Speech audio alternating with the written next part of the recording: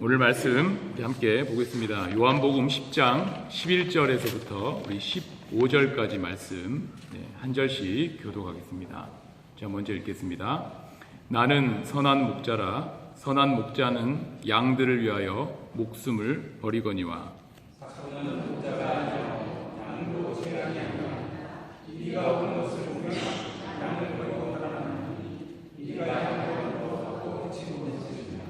달아나는 것은 그가 삭군인 까닭에 양을 돌보지 아니함이나.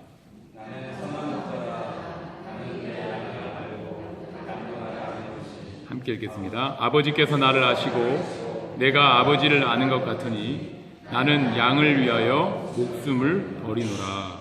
아멘.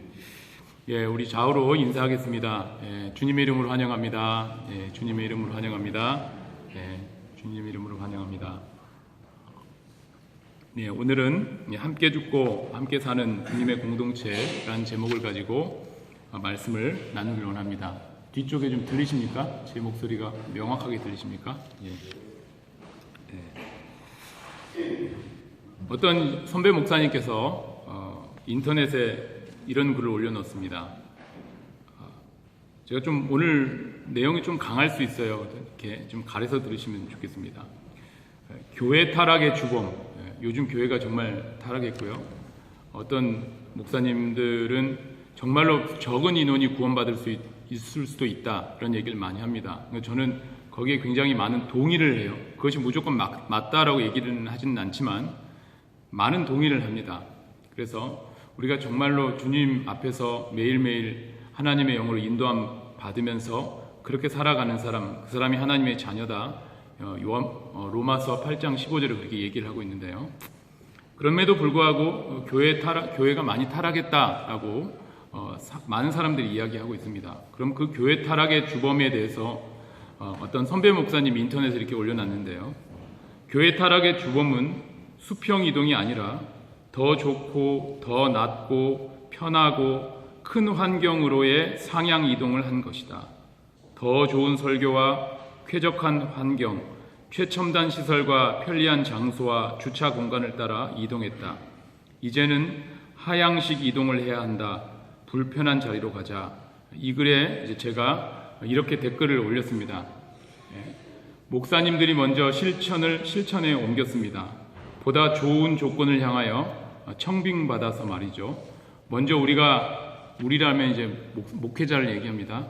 먼저 목회자들이 좋은 조건을 내려놓고 보다 열악한 환경을 가진 주님이 필요한 곳으로 가야 성도들도 따라간다고 생각이 듭니다. 제가 그렇게 올려놨어요. 그 목사님, 저 선배 목사님은 성도들의 상향 이동에 대해서 한탄을 하셨는데, 저는 성도들의 상향 이동의 원인이 목사님들의 상향 이동이 원인이다라고 말한 것입니다. 여러분들은 어떻게 생각하십니까?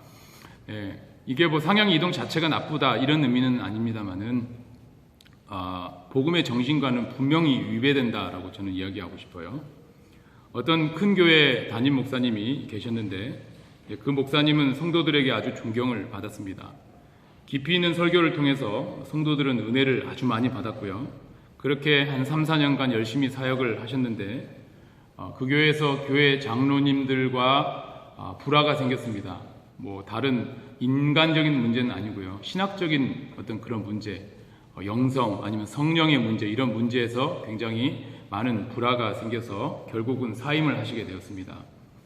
이 목사님은 이후 다른 지역으로 가셔서 작은 교회를 개척하셨어요. 그러고 나서 3, 4년 동안 한 40명 정도의 신자들만 있었던 작은 교회에서 사역을 하셨습니다. 그렇게 사역하시던 목사님에게 다른 지역에서 보다 큰 교회에서 청빙에 대한 소식이 들려온 거예요. 큰 교회에서 청빙을 하면 수십 명의 목사님들이 그 교회에 청빙 원서를 내게 됩니다. 그래서 이 목사님은 그 교회에 청빙 원서를 내고 어느 주일날 청빙한 그 교회에서 설교를 했어요. 원래 말씀을 아주 잘 전하는 목사님이니까 20, 30명 아니면 40, 50명 정도의 목사님들의 그 설교 컴페티션이죠, 말 그대로. 그렇게 얘기하면은 제가 너무 비판적으로 얘기하는 것이 아닌가 그렇게 생각이 들 수도 있습니다만은 제 보기엔 그렇게 보였습니다. 설교 컴페티션. 그리고 설교 컴피티션에 승리해서 말씀을 아주 전달하는 은사가 탁월한 그 목사님은 어렵지 않게 수십 명의 경쟁 목사님들을 제치고 그 교회의 담임 목사님이 되셨습니다. 워낙에 목사님들의 자리 이동이 많고 또 살다 보면 삶의 터전을 옮길 수도 있어요. 근데 저는 이 문제에 대해서 쉽게 생각할 문제가 아니라고 생각이 듭니다. 여러분, 그런 말을 듣는 순간에 제 마음이 어떤 생각이 딱 들겠습니까?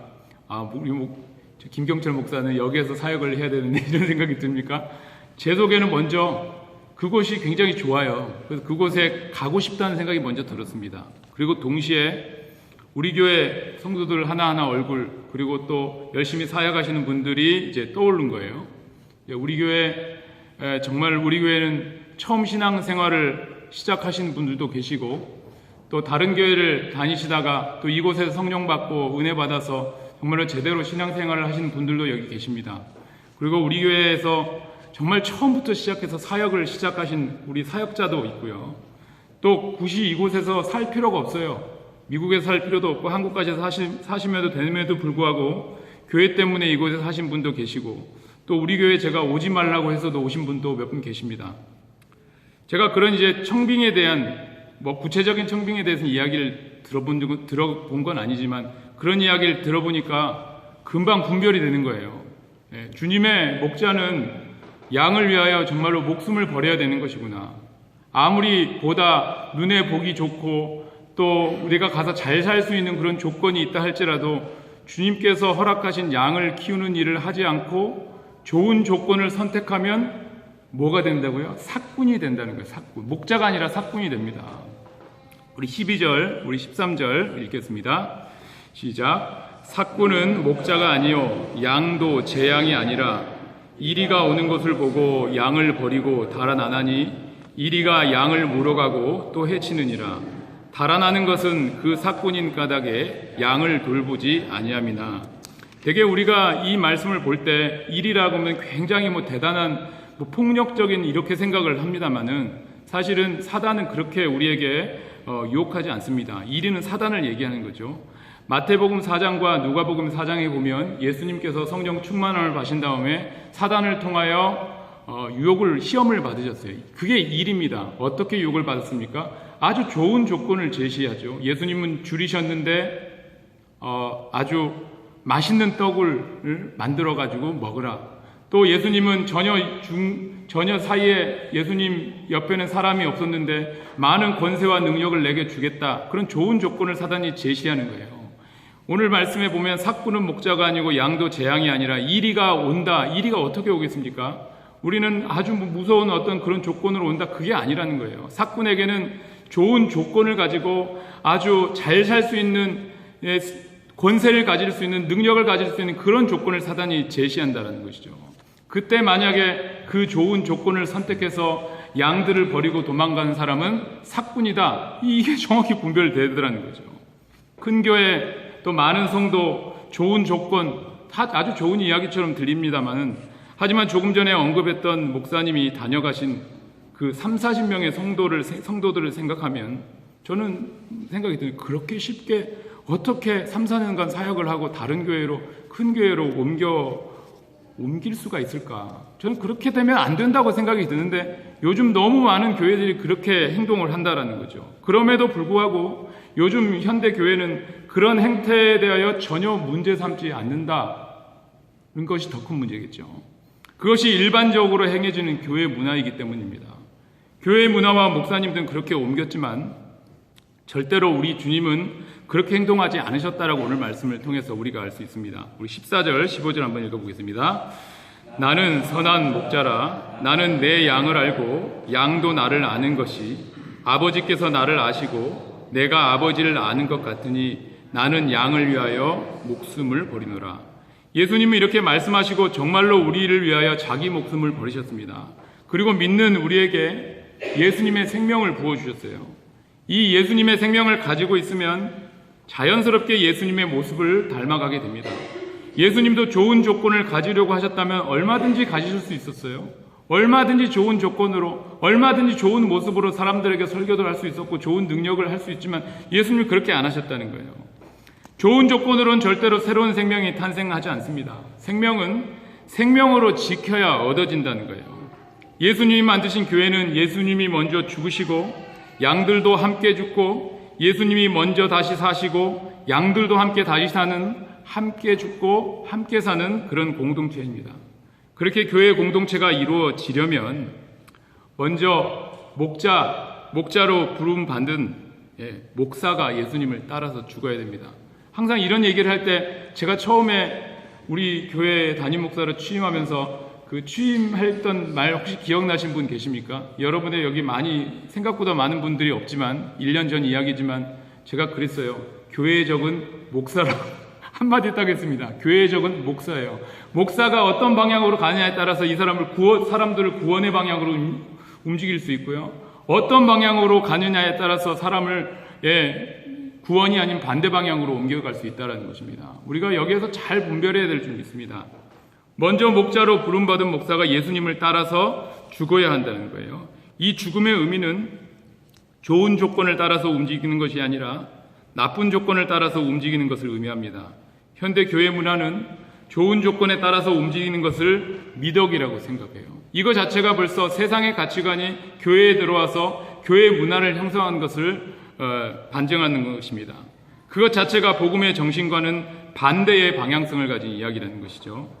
예수님의 생명을 가진 사람은 좋은 조건이 있는 곳으로 움직일 수 있음에도 불구하고 나쁜 조건을 선택할 수 있는 사람입니다. 저를 포함한 목사님들과 목회자들이 먼저 좋은 조건을 선택하는 것을 버리고 주님이 원하시는 약한 곳, 또 주님이 필요하시는 곳을 먼저 선택해서 자기가 하고 싶은 것, 또 자기를 내려놓아야 교회 안에 생명력이 있게 생기게 됩니다.